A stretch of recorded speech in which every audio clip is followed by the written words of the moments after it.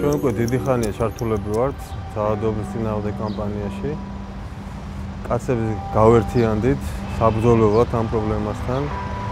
იმიტომ რომ პასუხისმგებლობას ნოთ იმაზე, რომ ეს ჯანსაღი საზოგადოება ავაშენოთ ჩვენი შვილებისათვის, ვიბრძოლოთ თანასწორობისათვის, უფლებებისათვის. 97% შემთხვევებისა არის კაცი მოძალადე.